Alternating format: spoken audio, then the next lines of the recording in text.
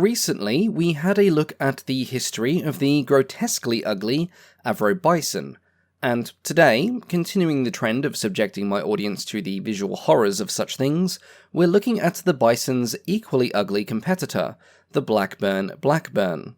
Designed to meet the same Air Ministry specification for a reconnaissance and fleet gunnery spotter, the Blackburn was named after the Lancashire town that bore the same name as its manufacturer, much to the confusion of all. As with the Bison, functional considerations took absolute priority during the design process of the Blackburn, with the end result being that both aircraft looked remarkably similar. That being said, there are some notable differences between these two particularly ugly ducklings that are worth talking about. Designed by F.A. Bumpus, the Blackburn was a two-bay biplane built up from a frame of metal and wood. Like the Bison, the Blackburn was designed to be powered by the large, 450 horsepower, 12-cylinder Napier Lion, and its upper wing was mounted directly onto the fuselage. But, unlike the Bison, it featured folding wings that made it easier to store aboard aircraft carriers. It also had a reduced crew complement compared to the Bison, having just 3, a pilot, a navigator, and the radio operator would also serve as the rear gunner. To save on costs in the form of parts and time, the basic structure of the Blackburn was based on that of the previously built, and only slightly less ugly, Blackburn Dart. It used the same style of fuselage construction, with the central section forming the nucleus to which a number of sub-assemblies were attached to form the complete airframe. Unlike the Dart, however, the fuselage aft of the central section was built up as a semi-monocoque and had a greatly increased width to accommodate the cabin for the navigator and the radio operator gunner. Unlike the Bison, this cabin was less luxurious, at least in terms of heat preservation and general comfort rather than equipment.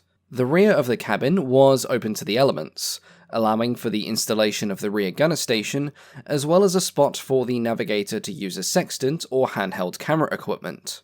However, the enclosed section of the cabin had no windows at all, which made it incredibly dark and cramped, and in general very claustrophobic. The pilot was equally exposed as the gunner, being sat in an open cockpit that was positioned within a cutout of the center section of the upper wing. To provide good visibility, or at the very least some visibility for carrier landings, the engine cowling sloped downwards at a sharp angle, which, like the Bison, gave the Blackburn the appearance of having a squashed nose. The first prototype Blackburn was complete by mid-1922, and it flew for the first time during the summer. Handling trials were then completed at Martlesham Heath, beginning on the 12th of August, after which the prototype went on to Gosport to prepare for deck handling trials aboard the carrier HMS Argus. The second prototype flew some months later, the only modifications being a new undercarriage and the installation of an identical rudder to that found on the Blackburn Dart. The Martlesham reports for the first two planes were somewhat favourable. Handling was considered acceptable, and the new undercarriage on the second prototype was received favourably. However, there was complaints in the form of crew comfort. The central cabin at the time lacked any windows and was considered morbidly dark, and the exposed position of the pilot was considered drafty and uncomfortable. No doubt an understatement for test flights done over the North Sea. All prototypes, particularly the second and third model, were also plagued with the persistent problem of fuel surging. This led to the embarrassing forced landing of the third prototype during its delivery flight to Martlesham before its official assessments had even begun. Further testing found that takeoff could only be accomplished with the tanks almost completely full, and a solution to the problem was found by pressurizing the tanks at takeoff when they were not running at full load. Unfortunately, the third prototype would not last long enough to see the full effects of this change, as it was completely destroyed in a hangar fire in October of 1922. Aside from the fire, and the fuel surging problem, the Blackburn had a much smoother assessment period when compared to the Avro Bison, which suffered from stability issues from the outset. In accordance with recommendations, when the Blackburn entered production, it had portholes installed to give the central cabin some much-needed light, which no doubt made for a less depressing ride for the radio operator, and some further adjustments were also made to the fuel system. Consideration was also made in using the Blackburn for torpedo duties, as some of the first Mark I Blackburns had the fully divided undercarriage of the Blackburn Dart installed.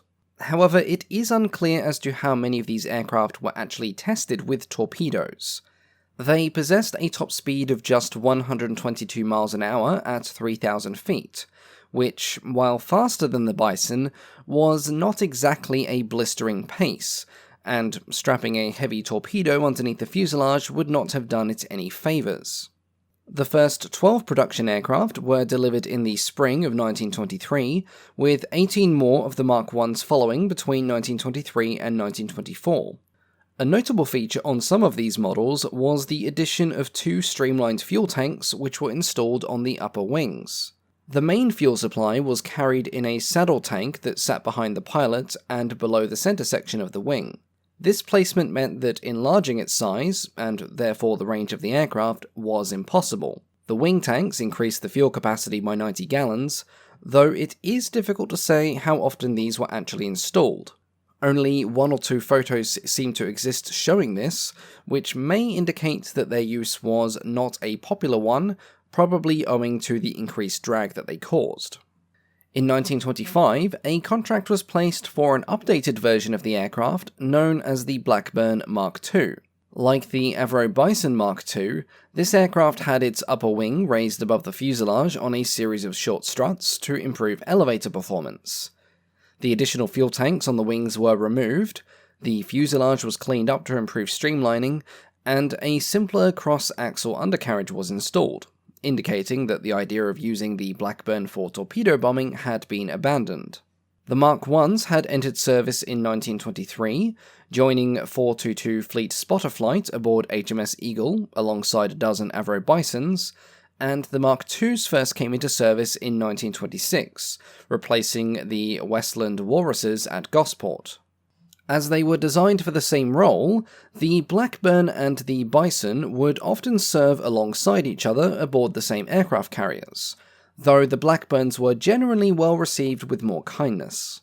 This was not because they looked any better. Indeed, on some angles they could almost be considered the uglier of the pair, but it was rather because they just performed slightly better. In ordinary weather, with the carrier steaming into the wind, the takeoff distance was often as short as 60 feet, and the Blackburn boasted better slow-speed handling when compared to the Bison. It was also easier to store, owing to the folding wings. Its popularity over the Bison is highlighted by the fact that a dual-control version of the Blackburn was built as a training aircraft. At least 2 of these appeared to have been built, and they were nicknamed the Bull, after earlier remarks that the Blackburn was an apparatus with the docile aspect of a bull in a field, no doubt much to the offence of any bovines within earshot.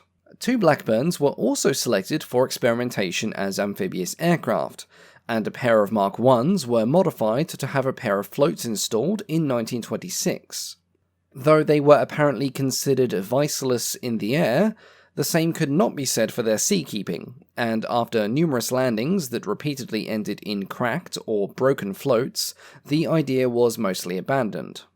The Blackburns enjoyed a slightly longer service life when compared to the Avro Bison, but by the end of the 1920s their obsolescence was becoming apparent, and they were finally retired from service in 1931.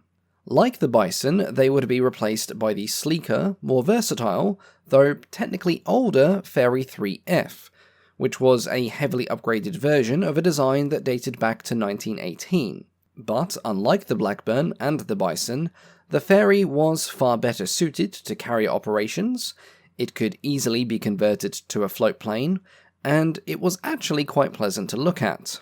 But the Fairey is a story for another day.